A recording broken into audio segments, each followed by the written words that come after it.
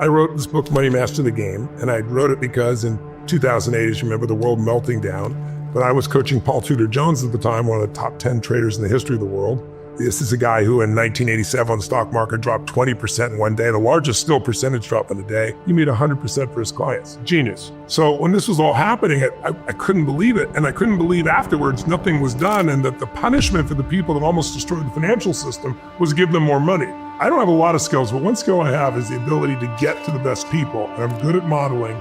So let me interview the very best. So in preparation for those, like Ray Dalio is one of the greatest hedge fund traders in the history of the world. So I prepared for him, I think 3.5, 4 hours the night before. I prepared weeks before, but I went even deeper. I knew every part of what was going in. So I went in as typical.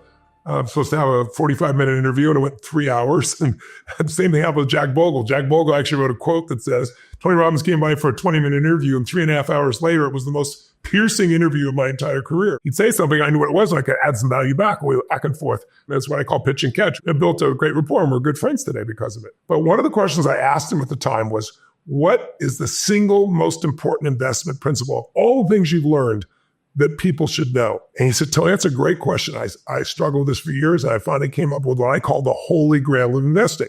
And he said, Tony, if you can find 8 to 12 uncorrelated investments, you reduce your risk by 80% and you increase your upside.